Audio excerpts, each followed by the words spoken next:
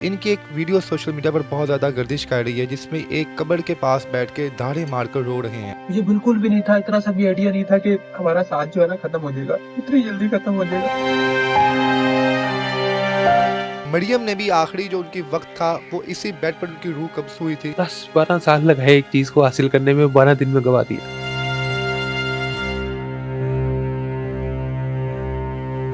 इधर बैठा हुआ था। ठीक है, लेफ्ट साइड हाँ, जहाँ पे आप बैठे हैं यहाँ मरियम बैठी हुई थी। ठीक हो गया। ये दीवार ना हमें गिरती हुई नज़र आती है। वो मुझे कहती थी सुल्तान एक बात बताऊँ? मैंने कहा क्या? कहती ये जादू पता किस लिए है? मैं कहा किस लिए है? कहती ये सिर्फ जादू इसलिए किया गया है ताकि तू कभी सुकून से ना बैठे, सारी ज़िंदगी तू परेशानी में गुजरे।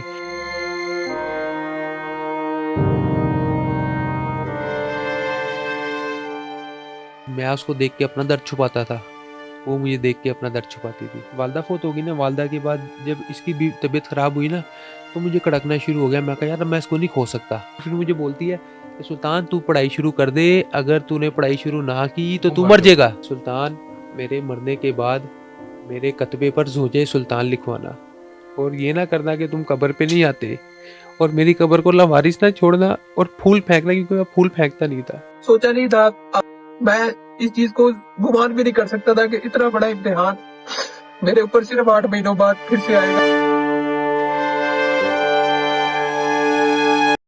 जी अस्सलाम वालेकुम नाज़रीन, मैं हूं आपका मेज़बान इर्तज़ा भट्ट और आप देख रहे हैं नियो डिजिटल। नज़ीर से तो मौजूद हूं सुल्तान जो यूट्यूबर हैं, मरियम और सुल्तान, इनके आप व्लॉग्स आप देखते भी होंगे और इनकी एक वीडियो सोशल मीडिया पर बहुत ज़्यादा गर्दिश कर रही है जिसमें एक कब्र के पास बैठ के दाढ़ी मारकर रो रहे हैं और कह रहे हैं मेरी बीवी, मेरी मरियम अब इस दुनिया में नहीं रही। बहुत से लोग तो इनके दुख में शामिल हो रहे हैं, बाकी वहाँ पे कुछ लोग ऐसे भी हैं जो इनको प्रैंक का एक हिस्सा समझ रहे हैं, क्योंकि इनके प्रैंक सोशल मीडिया पर इतने ज़्यादा वायरल होते थे और लोग उसको इतना हकीकत समझते थे कि एट द एंड आखिरी सेकंड्स तक लोग यही समझते थे शायद ये हकीकत पर मबनी है। कुछ प्रैंक्स में इन्होंने अपनी वाइफ को मजाक मजाक में ये भी कहा कि मैं दूसरी शादी करने जा रहा हूँ, और वो प्रैंक की रियलिटी उनकी वाइफ का इनको मारना, इनका आगे से उनको मारना देखने वालों के जहन में इतना तासुर करता था कि ये समझता था शायद रियल में इनकी लड़ाई हो रही है। इस वक्त मैं जिस बेड पर बैठा हुआ हूँ, मरियम ने भी आखिरी जो उनकी वक्त था वो इसी बेड पर उनकी रूह कब्ज हुई थी। ये वाकया कैसा है, किस तरह जनाब एक हंसता मुस्कुराता हुआ जो घर है वो उजड़ गया। कुछ लोग कह रहे हैं जनाब के जादू टूना है इसके पीछे। बहुत से लोग ये भी कह रहे हैं जनाब के मरियम को कोई बीमारी थी जो अब तक छुपा के रखी गई थी, और बहुत से लोग तो डायरेक्ट इनके ऊपर भी इल्ज़ाम लगा रहे हैं कि जनाब इस सारी प्लानिंग के पीछे इनका भी कुछ हाथ है। असल कहानी क्या है, आइए इनसे पूछते हैं। अस्सलाम वालेकुम सर। वालेकुम सलाम। सुल्तान भाई, सबसे पहले तो आपके दुख में हम शामिल हैं। अल्लाह पाक आपकी बेगम साहिबा को जन्नत में जगह अता फरमाए। आमीन। सुल्तान भाई, कहानी का आगाज़ कहाँ से शुरू होता है? आपका और मरियम साहिबा का निकाह कितना पुराना है? आप उनसे कितने बड़े हैं और आपका उनका रिश्ता क्या था निकाह होने से पहले? सबसे पहले तो हमारी उम्र के अंदर जो है ना 3 साल का फ़र्क था। ठीक है। वो 23 साल की थी, मैं 26 साल का था। अभी 26 का हूँ, वो 23 में फ़ौत हुई है।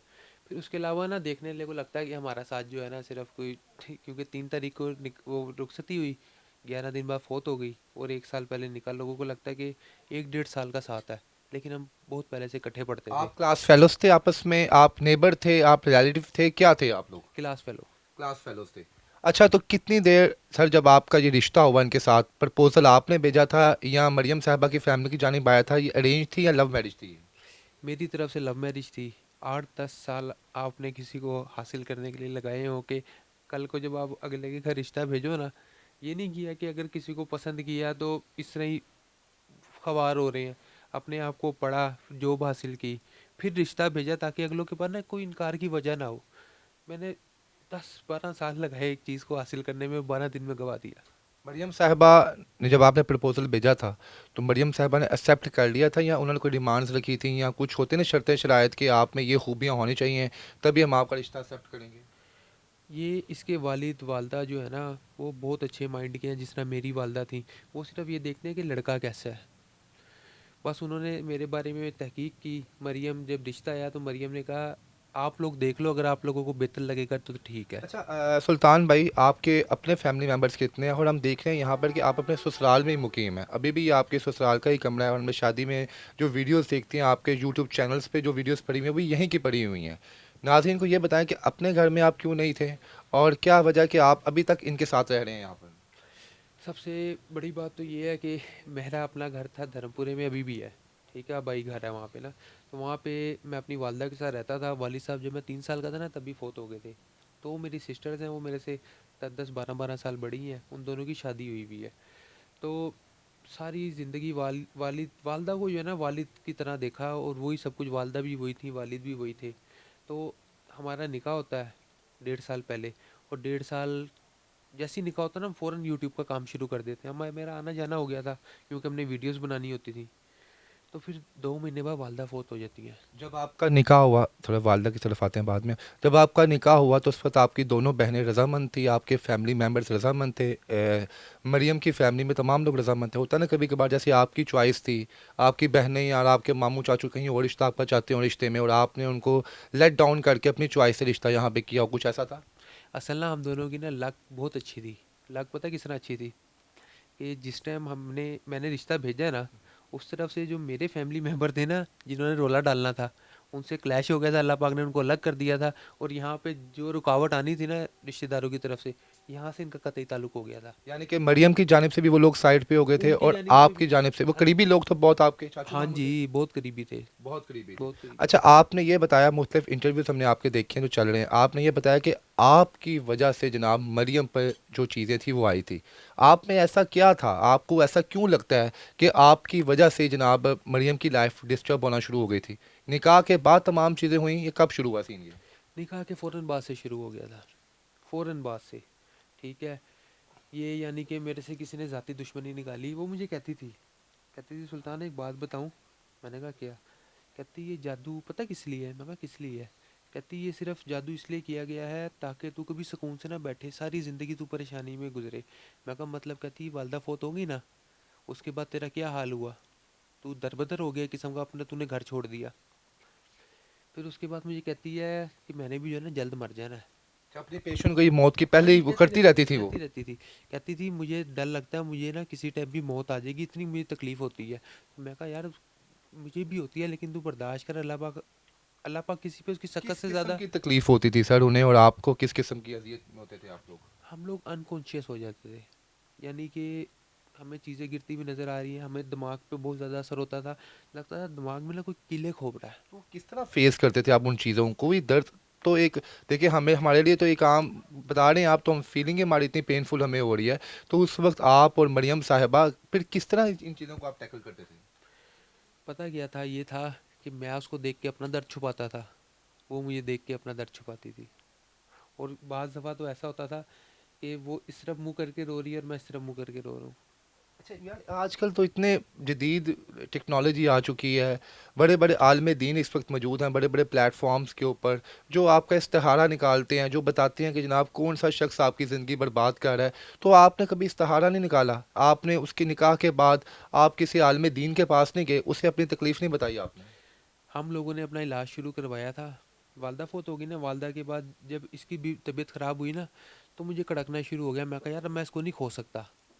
इसकी हार्ट बीट बहुत तेज़ हो जाती थी, मेरी भी बहुत तेज़ हो जाती थी। फिट पड़ना शुरू हो गया, इसको एक फिट पड़ा। मैं फ़ौरन से जो है ना मैंने रुजू किया, ज़िक्रिया साहब हैं उनके उनकी तरफ ना। वो ना इसी आमिल है इस चीज़ के ना। तो उन्होंने हमें बोला, पहले ना बिठाया, कहते बेटा ये इलाज अगर आप शुरू करवा रहे हो ना, फिर आपने ख़त्म करवाना है।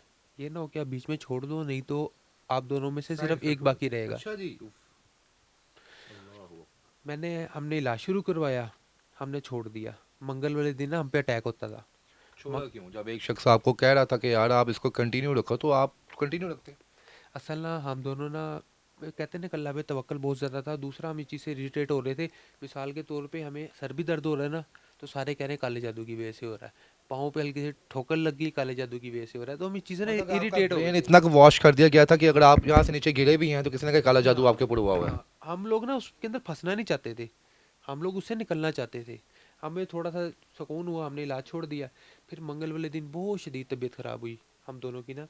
तो हमने उन्हें फ़ोन किया, उन्होंने कहा अपने ऊपर वाइट चादर डाल लो, मैं दम कर रहा हूँ। उन्होंने दम शुरू किया, हमारी तबीयत ठीक हो गई। अब हम अगले दिन उनके पास गए तो वो कहते मैंने आपका इलाज नहीं करना। तो मैं चुप हो गया। हमारी बात, अम्मा भी साथ गई हुई थी मरियम की। उन्होंने ना उनकी रिक्वेस्ट वगैरह की उनसे ना कि बच्चे हैं, चले माफ़ कर दें। कहते इनको तो तकलीफ़ पहुंची पहुंची है, लेकिन इनके जो जादूगरों ने मुझे तकलीफ़ पहुंचाई है ना वो अलग है, क्योंकि मैंने उनसे पंगा ले लिया डायरेक्ट ही। तो कहते हैं चलो मैं आपका इलाज शुरू कर देता हूँ। फिर दोबारा कहते हैं मैं आपको फिर वॉर्न कर रहा हूँ, अगर अब आपने इलाज छोड़ा तो आप दोनों में से एक बंदा ही मेरे पास आएगा। वही हुआ। वही हुआ। ये आपके ऊपर था ये चीज़ या उनके ऊपर थी? मेरे ऊपर थी, जिसकी जद में ये थी, और वालदा जद में आई, और उसके अलावा हम लोगों के ऊपर डायरेक्ट किसी और की तरफ से भी था। मतलब कि कोई थर्ड पर्सन भी था हाँ उसने जी, भी हम करवाया? हमें जो है ना, हमारे मुआलिज ने बताया था कि आपके साथ ना एक मामला नहीं है, आपके साथ ना कई मामलात हैं। यानी कि वो आपके रिश्ते में आ गई थी, इसकी वजह से उन पे भी वो चीज़ें आना शुरू हो गई थी। हाँ जी।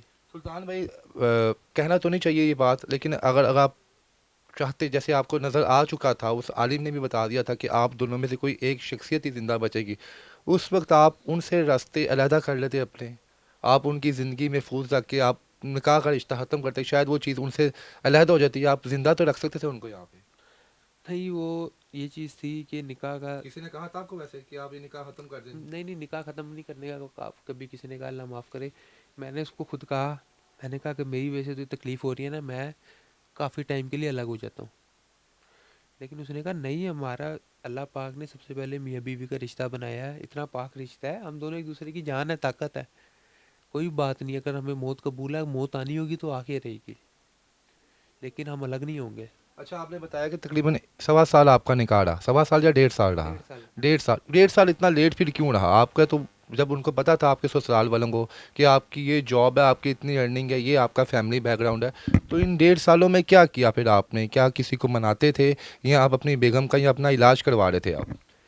इस 1.5 साल के अंदर तो हमने एक यूट्यूब पे बड़ा काम किया, ठीक है। फिर उसके बाद हमने इतनी तकलीफ़ काटी है, इतनी तकलीफ़ काटी है कि वो लफ्ज़ों में बयान मैं कर नहीं सकता। बहुत ज़्यादा तकलीफ़ काटी है। उसको जब मैं देखता था ना, तो मेरा दिल करता था मुझे पता लग जाए, मैं जाकर उन लोगों को मार दूंगा। ये इतनी कैफियत थी?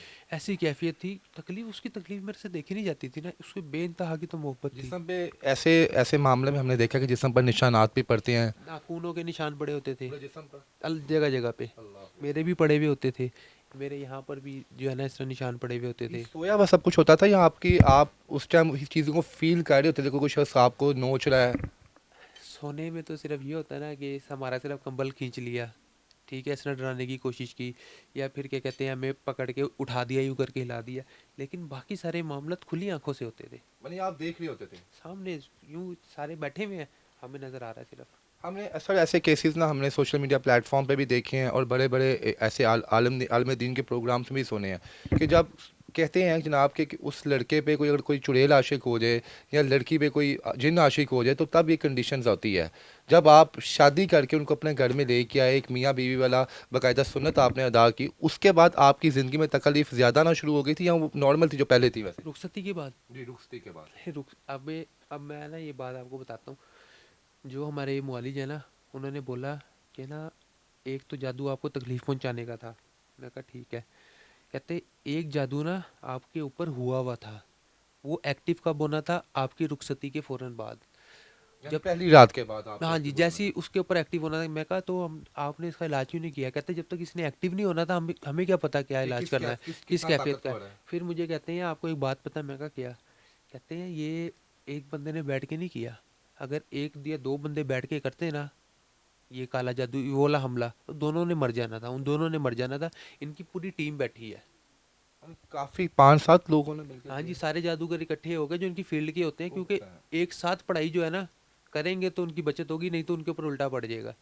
इसी तरह उन्होंने हमें बताया, कहते हैं जब हमने अपना उतार करना होता है ना, तो हम भी 8-10 लोग इकट्ठे होकर पढ़ाई करते हैं, ताकि हमारे ऊपर उल्टा जो है ना वो शिद्दत ना इख्तियार कर जाए। यानी कि आप ये कह रहे हैं रुखसती के बाद, पहली रात के बाद आपकी ज़िंदगी की तकलीफ़ में मज़ीद इजाफा होना शुरू हो गया? नहीं, ऐसा तकलीफ़ नहीं? में इजाफा नहीं हुआ, हम बहुत खुश थे, हद से ज़्यादा खुश थे कि हमारे, यानी हमें धोखा दिया गया। धोखे से मुराद कि एक इंसान को पूरा यकीन करा दिया गया कि सब कुछ हो गया, सब कुछ हो गया, कोई मसला नहीं, सब कुछ हो गया। हमारे ज़हनों से निकल गया था, तो वो सबसे बड़ा अटैक किया उन्होंने। वो रात, वो पल, ये आपके जो 11 दिन गुजरे हैं शादी के बाद, महज 10 या 11 दिन ही गुजरे हैं, इन 11 दिनों में आपके दिन रात कैसे गुजरते थे? वो तकलीफ़ भरे रात थे, या कोई दिन कोई रात ऐसी भी गुजरी है जिसमें आप तकलीफ़ों से दूर थे, आप एक हैप्पीली आपने रात गुजारी और आपने शुक्र अदा किया और सुबह उठ के कि यार शुक्र अल्हम्दुलिल्लाह, आज हम बिल्कुल जो है सेफ सोए हैं? 8 महीने के बाद जो है ना, अल्लाह की कसम ये सिर्फ चंद दिन थे जो हम दोनों ने बहुत खुशी से गुजारे थे, और हम बहुत ज़्यादा खुश थे। हमें कोई टेंशन नहीं थी। हमें इंतकाल की रात ये निकाह के ओ रुखसती के फ़ौरन बाद से जो जितने 11 दिन दिन जो थे, थे 11 दिन थे, वो हमने आपस में जिए थे बहुत ज़्यादा। इतना खुश थे, हमें कोई प्रॉब्लम नहीं था। सिर्फ जो है ना उस दिन हमारे वहमो गुमान में भी नहीं था कि आज मंगल है। निकल गया था ना कि उन्होंने अटैक स्लो कर दिए थे ना करने के बराबर। उस दिन उन्होंने इतनी शिद्दत से किया, इतनी शिद्दत से किया। उसने भी कहा मैं मुकाबला करूंगी, किस हद तक जाते हैं, तो वो आखिरी मौत रात की की हद तक गए। कैफियत क्या थी? सुनने में आया, आपके हमने प्रोग्राम देखा कि आपका एक कमरा कब्र की तरह हिल रहा था, मुख्तलिफ जानवर आपको नजर आ रहे थे। असल कैफियत क्या थी? आप उस वक्त किस जगह पे लेटे हुए थे और मैं मरियम साहिबा कहाँ पर मैं थी? इधर बैठा हुआ था। ठीक है, लेफ्ट साइड पे हाँ, आप जहाँ थे। पे आप बैठे हैं, यहाँ मरियम बैठी हुई थी। ठीक हो गया। ये दीवार ना हमें गिरती हुई नजर आती है। मुझे कहती है सुल्तान ये दीवार गिर रही है, सुल्तान ये दीवार गिर रही है, ये हमें तो ये हम मर जाएंगे। मैं कहा मरियम नहीं हिल रही, ये हमारी आंखों का धोखा है, मुझे भी हिलती नजर आ रही है। उड़ती है, उठ के जाके ना यूं यूं करके हाथ मारती है दीवार पे और बड़ा हंसती है। ये रात कितने बजे का टाइम था तकरीबन? तकरीबन कोई 10:30 बजे का टाइम था। 10:30 बजे का टाइम था। हाँ। अब बाकी घर वाले मेंबर्स आपके सब सोए हुए थे, वाले नहीं साहब नहीं, उनके और सारे वो? जाग रहे थे, लेकिन वो 7 रूम में थे, किसी को नहीं पता। हम किसी को बुलाते नहीं थे, ना किसी को बताते थे, आपस में ही उसको टैकल कर लेते थे। दीवार के ऊपर हाथ मारती है, हंसती है और कहती है ये तुम्हारी औकात है, मुझे मैं तुम चैलेंज डरा कर रहे दिया हो, उन्हें। डरा रहे हो, डरा रहे हो। फिर उसके बाद वापस आती है, वहाँ पे ना वो ब्लैक कलर का निशान है, वो इतना बड़ा चूहा नजर आ रहा होता है ये हमें। आपको भी नजर आ रहा हाँ था? जी, हमें इकट्ठे ही आता था।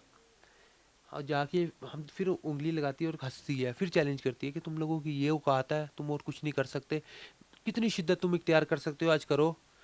और वापस आती है ऊंची ऊंची आवाज़ में अल्लाह। वो फिर मुझे बोलती है कि सुल्तान तू पढ़ाई शुरू कर दे, अगर तूने पढ़ाई शुरू ना की तो तुम तू मर मर जाओगे। जाएगा। मैं इससे मुकाबला कर रही हूँ, इसलिए मुकाबला कर रही हूँ कि तू मर जाएगा। यानी कि उस वक्त ऑप्शन थी, अगर वो पढ़ाई करती, अगर आप मुकाबला करते तो शायद आप इस वक्त दुनिया में ना होते और वो जिंदा होती। उसने कहा ये जो है ना तो ये मार देंगे, लेकिन मैं जब तक हूँ ना तेरे ऊपर नहीं मैं आने कोई दूंगी। चीज़ आई थी इस वक्त मौजूद थी मौके पे जिससे आप हम कलाम हो रहे हो, बातें कर नहीं रहे नहीं, हो? इस तरह कुछ भी नहीं था, सिर्फ ये अलग अलग चीज़ें हो रही थी, ऊपर से चीज़ें आ रही थी। ऊपर से आ ये रही थी। लाइट से ना, ये आखिरी टाइम ये लेट के यूँ कर रही थी ना, तो यहाँ पे मुकाबला कर रही थी कि यानी कि कह रही थी अल्लाह अकबर उन लोगों को जो अटैक कर रहे थे। अल्लाह अकबर, अल्लाह अकबर, अल्लाह अकबर, आप सल्लल्लाहु अलैहि वसल्लम पाक नबी हैं। फिर आयतल कुर्सी पड़ी है, फिर उसके बाद फोत हो गई। मरने से पहले अपनी मौत की पेशन गोई आपने बताया कि उन्होंने कोई नोट्स भी लिखे थे, कुछ हाँ, किया था? मैं आपको स्क्रीनशॉट भेजूंगा, वो आप लगाना भी। उसने लिखा हुआ है कि सुल्तान मेरे मरने के बाद मेरे कतबे पर ज़ोजे सुल्तान लिखवाना, और ये ना करना कि तुम कब्र पे नहीं आते, और मेरी कब्र को लावारिस ना छोड़ना, और फूल फेंकना, क्योंकि मैं फूल फेंकता नहीं था। नाज़रीन, एक दफ़ा मैं इनका आपको हाथ दिखा दूँ। ये अभी तक इनका नाम मरियम सुल्तान जो है इनके हाथ पर लिखा हुआ है, और ये इन जब रुखसती हुई थी तो उनके हाथ पे भी आपका नाम लिखा हुआ था ऐसे ही। वो मेहंदी वाले हाथ लेके दुनिया से गई हैं वो। पाँव पे मेहंदी, पाँव तक पे मेहंदी लगी हुई थी। जब हम डॉक्टर के लेके गए ना CMH, वो तो यही फोत हो गई थी। मैंने इनको कहा है फोत हो गई हुई है, इसका सांस बंद हो गया, लेकिन CMH लेके गए ना, सिर्फ डॉक्टर्स ने उसकी एज देख के, उसके पाँव की मेहंदी देख के, हाथ की मेहंदी देख के ना, उसको 1 घंटा CPR किया। कि शायद बच जाए, शायद बच जाए। उन्हें पता था फोत हो गई है, फिर भी वो फिर भी एफर्ट उन्होंने करते एक रहे। घंटा एफर्ट की, 1 घंटा एफर्ट की, अल्लाह कि उनका अकबर। दिल इतना वो हो गया था यानी कि वो चाहते थे कि शायद कोई सांस हल्की फुल्की कि वापस आ जाए। शायद जो है ना अल्लाह पाक वो कर दे। लेकिन बहुत बड़ी आजमाइश, अब मेरी बेबसी की इंतहा हो गई है। बस अल्लाह पाक ने ना कुछ चीज़ें हराम की हुई है, नहीं तो बंदा जो है ना कर गुजरे। यानी कि आपके जहन में आया कि सुसाइड कर लें आप? ज़ाहिरी बात है, आता है, आया भी है, लेकिन हराम है, नहीं कर सकते ना। फ़ायदा हराम काम करके दोजक में चला जाऊँ, अब ये अच्छे काम करके उसके साथ जन्नत में मिलना है मैंने। सुभान अल्लाह। सुल्तान इंशाल्लाह। भाई, लाजिम बात है, जब आप मियाँ बीवी थी आपने एक दूसरे से वादे भी किए होंगे। अब मरियम साहबा ने जाने से पहले कुछ कहा तो नहीं आपको कि तुम शादी कर लेना दूसरी, या कुछ ऐसा वैसा, या उनकी यादों के सहारे जिंदा रहेंगे आप? दूसरी शादी के तो बहुत खिलाफ थी, पोजेसिव थी ना बहुत ज़्यादा, तो मैं जान के तंग करता था सिर्फ प्रैंक वीडियोज़ में। ठीक है, रियल लाइफ में नहीं कभी उसको कहता था। उसने ना, अब हमारे घर में जब भी जिक्र होता था ना इसके वालिद साहब का, तो उसके वालिद साहब को मैं कहता था आप बेफिक्र रहें, जब भी आप दूसरी शादी करेंगे ना मैं आपके साथ हूँ। तो उसकी अम्मा और इन्होंने मुझे बोले जाना तंग बहुत करते थे। अभी मैंने डायरी लास्ट टाइम खोली ना फोत होने के बाद, तो उसके ऊपर उसने लिखा हुआ था, बड़ी प्यारी लाइन लिखी हुई है, आपको मज़ा वो आएगा आपने सुन के। उनकी ज़िंदगी मैंने कभी नहीं देखी थी। नहीं, वो लिखती सिर्फ नोट्स वगैरह में थी, डायरी में थी, कहती थी मेरे मरने के बाद तूने पढ़ना है, मेरे मरने के बाद पढ़ना है। मैं कहा मैं पहले जा सकता हूँ, कहती थी नहीं बस तूने मेरे मरने के बाद पढ़ना है। मैंने आपको वीडियो आपने देखी होगी, जिसके ऊपर वो कहती है कि चलिए, कोई आप गम। मुझे वो नोट सेंड कर दीजिएगा, हम स्क्रीनशॉट का हिस्सा भी बनाएंगे जी। नाज़रीन, सुल्तान साहब हमारे साथ मौजूद हैं और इनकी आंखों की नमी ये बता रही कि इस वक्त भी अपनी बेगम साहिबा को बड़ी शिद्दत से याद कर रहे हैं। और ये वो तमाम चीज़ें हैं जो इस वक्त उसमें मरियम साहिबा और इन्होंने जनाब अपनी ज़िंदगी का हिस्सा बनाए हुए थे। यही वो तमाम दुनिया की चीज़ें यहाँ पर ही रह जाएंगी, इंसान यहाँ से चला जाएगा। बड़ा मुश्किल है इस कमरे में तनहा ज़िंदगी गुजारना। हमारी आखिरी दुआ यही है कि अल्लाह अज़्ज़ व जल मरियम साहिबा को जन्नतों में जगह अता फरमाए। और उन लोगों के लिए मैं एक पैगाम दूंगा जो लोग अभी भी इस चीज़ को मजाक समझ रहे हैं कि ये कोई बहुत बड़ा प्रैंक है, ये दुनिया का सबसे अखीर लेवल का प्रैंक होगा जो 5 6 7 8 माह बाद रिवील होगा कि मरियम ज़िंदा है। बहरहाल ऐसा कुछ भी नहीं है, क्योंकि इनकी दर्द तकलीफ़ इस चीज़ की अक्कासी कर रही है कि हर कुछ जो है सच था। सर क्या कहेंगे? मुझे ना उसकी वो लाइन याद आ गई है जो डायरी में, उसमें ना उसने लिखा हुआ था कि अगर कोई मर्द दुनियावी हकूक औरत के पूरे कर सकता ना, तो दूसरी शादी कर सकता है, यानी कि वो हलाल है। और फिर आगे नीचे लिखा हुआ था, तू दूसरी शादी ना करियो हरामी। यानी कि वो आपको कह के गई हैं कि आप फिर उसके ऊपर कांटा लगाया हुआ यूं यूं करके, इस चीज़ को मिटा दिया बाद में। यानी कि उसके लिख ऊपर ना के। लिख के फिर यूं यूं लाइनें मारी हुई और लंबा से खींचा हुआ है। ये शायद अपनी ज़िंदगी में मैसेज देना चाहती थी कि मजाक जो इनका था कि करोगे तो मार दूंगी, लेकिन बहरहाल अब इस दुनिया में नहीं रही। हम यही चाहेंगे जनाब के सुल्तान भाई की जो ज़िंदगी है, आने वाली ज़िंदगी, उसमें अल्लाह वो जो खुशियाँ लेके आए और उन लोगों को कैफरे किरदार तक पहुँचाए जिन्होंने इनकी ये हालत की थी। इसके साथ ही मुझे आप इजाज़त दीजिए। अल्लाह हाफ़िज़।